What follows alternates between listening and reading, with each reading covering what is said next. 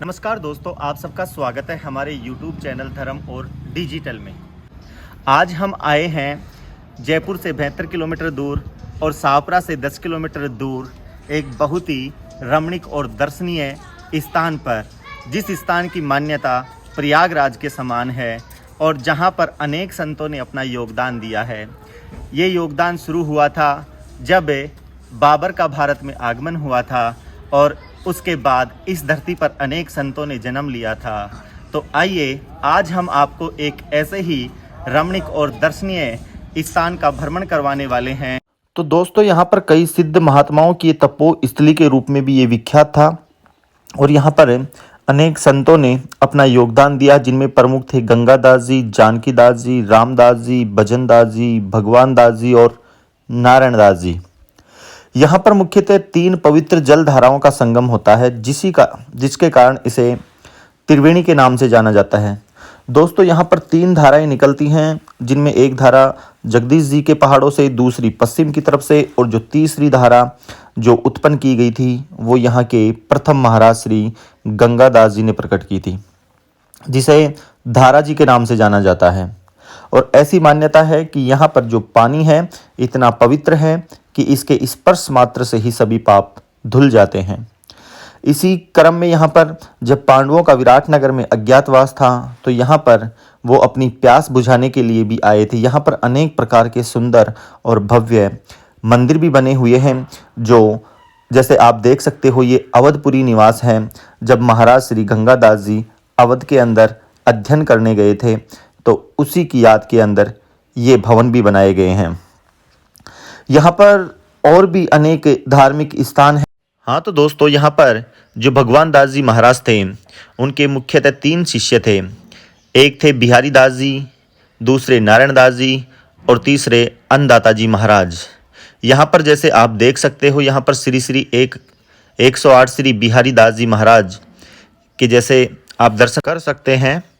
और इसी क्रम में कि जब भगवान दास जी महाराज थे उन्होंने अपने शिष्य श्री श्री 1008 श्री नारायण दास जी महाराज के ऊपर अपनी चादर पोशी की।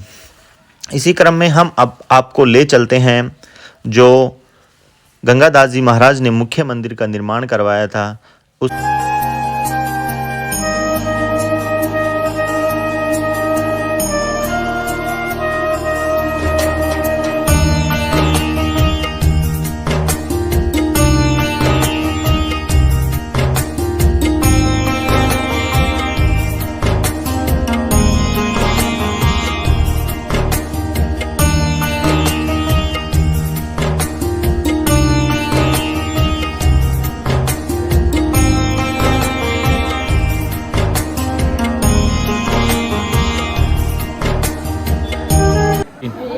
हाँ तो दोस्तों, हम पहुंच चुके हैं जहां पर गंगादास जी महाराज ने नरसिंह देव भगवान के मंदिर की नींव रखी थी। इस मंदिर के अंदर ये जो पुजारी हैं निरंतर राम धुनी करते रहते हैं।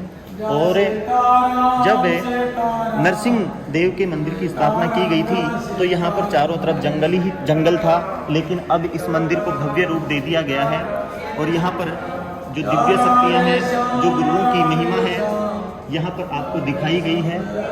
और जो सभी यहाँ पर जितने भी गुरु हुए थे उन्हें सभी गुरुओं के बारे में आप यहाँ पर देख सकते हो। यहाँ पर जो महात्मा जी हैं, इस मंदिर के अंदर 24 घंटे राम धुनी का जो गुणगान है वो चलता रहता है। यहाँ पर महाराज जी हैं, 24 घंटे इस मंदिर के अंदर राम धुनी करते रहते हैं। 24 घंटे रामायण चलती रहती है। जैसे आप देख सकते हो ये मुख्य मंदिर है और इस मंदिर के अंदर ही यहाँ पर जो अभी के जो हाल ही के गुरु यानी कि श्री श्री 1008 श्री नारायण दास जी महाराज और उनके साथ ही उनके वर्तमान में जो महंत हैं श्री राम रिछपाल दास जी महाराज को भी आप जैसे देख सकते हो, जो वर्तमान में ये जो त्रिवेणी धाम है उसके पीठाधीश्वर हैं। और अभी हम आपको यहाँ पर बहुत सारे मंदिर हैं, जैसे गंगा माता का मंदिर और राम और सीता जी का मंदिर और रामचरितमानस मंदिर, और यहाँ पर बहुत सारे परोपकार के जो कार्य किए गए हैं वो भी हम आपको दिखाएंगे।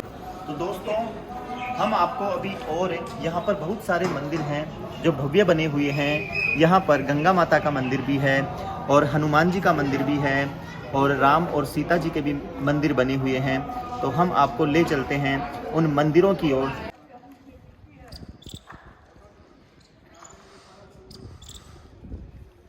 आ चुके हैं यहाँ के रामचरितमानस भवन में। वो रामचरितमानस जो वाल्मीकि के द्वारा लिखी गई थी। तो यहाँ पर देखिए कि यहाँ पर जो महर्षि वाल्मीकि हैं, यहाँ पर वो रामायण रामचरितमानस लिख रहे हैं, जैसे आप देख सकते हो। और इसी के साथ हमें ये बहुत ही एक आश्चर्यजनक चीज़ भी देखने को मिली कि ये जो भवन है, यहाँ पर ये जो पांडाल बना हुआ है बहुत विशाल, इस भवन की जो दीवारें हैं उन्हें दीवारों पर रामचरितमानस संपूर्ण उकेरी गई है।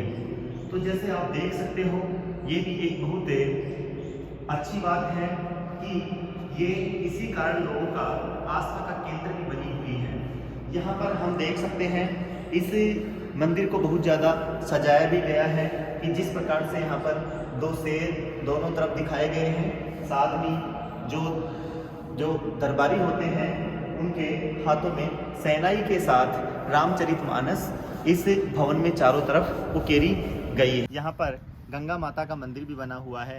त्रिवेणी जो धार्मिक स्थल है उसकी कहानी हम आपको सुनाते हैं। हमारे साथ दो साधु जी भी बैठे हुए हैं। ये कहानी शुरू होती है महाराज श्री गंगादास जी महाराज के द्वारा। गंगादास जी महाराज जब छोटे थे तो उन पर गुरु कृपा हुई और वो 12 वर्ष की उम्र में वो चले गए अवधपुरी, जिसे वर्तमान में अयोध्या कहते हैं। वहाँ जाने के बाद उन्होंने शिक्षा प्राप्त की और शिक्षा प्राप्त करके वो उनके गांव अठौरा में वापस आ गए। वहाँ पर उनका मन नहीं लगा और पास में ही धारा नगरी में आकर वो रहने लगे। वहाँ से आकर वो त्रिवेणी धाम में आए और त्रिवेणी धाम के अंदर घोर तपस्या करने लगे। जैसे जैसे दिन बीतते गए, महाराज श्री की प्रसिद्धि बढ़ती गई और महाराज श्री के जो गांव वाले थे अठौरा के, वो भी यहाँ पर आने लगे और उन्होंने कहा कि महाराज श्री को त्रिवेणी में जाकर अठौरा गांव में ही रुकना चाहिए। इसके बाद महाराज श्री नहीं माने और उनकी प्रसिद्धि और बढ़ती गई। जैसे जैसे समय बीतता गया, महाराज श्री और प्रसिद्ध होते गए। अब बारी आई, एक दिन महाराज श्री के भाई थे श्री डूंगर सिंह और यहाँ पर महाराज श्री के शिष्य थे जानकी दास जी।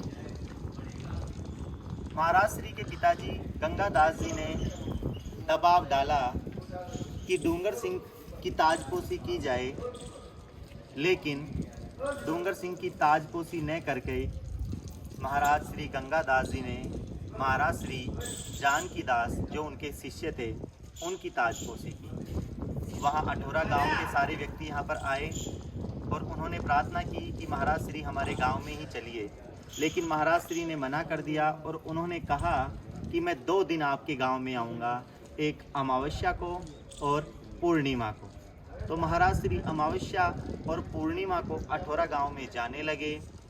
एक दिन क्या होता है, समय बीतता गया और महाराज श्री के भाई डूंगर सिंह की मृत्यु हो गई। वहाँ पर लोगों ने कहा कि इसको केवल एक ही व्यक्ति है जो जीवित कर सकते हैं, वो है महाराज श्री गंगादास जी। उसकी पत्नी को कहा गया कि आप गंगादास जी महाराज के पास जाइए और उनसे प्रार्थना कीजिए। जैसे ही गंगादास जी महाराज वहाँ पर गए और गांव की फेरी कर रहे थे, उसी समय डूंगर सिंह जी की पत्नी उनके पास जाती है और प्रार्थना करती है। डूंगर सिंह जी की मृत्यु हो चुकी थी। जैसे ही उन्होंने प्रार्थना की तो महाराज श्री ने उसकी पत्नी को सौभाग्यवती भव होने का आशीर्वाद दिया और जैसे ही आशीर्वाद दिया तो वो बहुत प्रसन्न हो गई।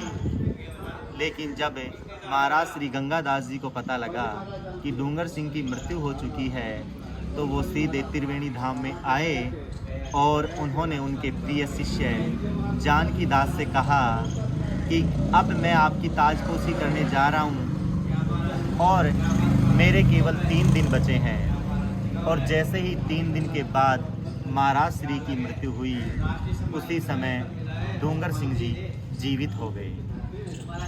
समय बीतता गया। इसके बाद यहाँ के जो महंत हैं वो जानकी दास जी बने। जानकी दास जी के बाद बने रामदास जी, और रामदास जी के बाद इसके बाद भजन लाल जी यहाँ के महंत बनते हैं।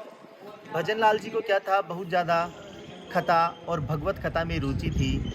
इसी दौरान वो एक दिन विराटनगर के बलेसर गांव में कथा करने के लिए जाते हैं और वहां पर कथा के दौरान एक छोटा सा बच्चा अपने घुटनों के बल आकर महाराज श्री की गोद में बैठ जाता है।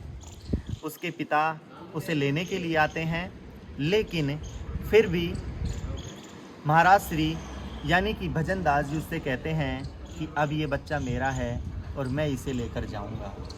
और 7 दिन की कथा के बाद वो उसे लेकर त्रिवेणी धाम में आ जाते हैं। यहाँ पर जैसे ही उस छोटे से बच्चे का नाम था भगवाना, यहाँ पर वो कहलाए भगवान दास जी महाराज। और भगवान दास जी महाराज के 3 प्रिय शिष्य हुए थे।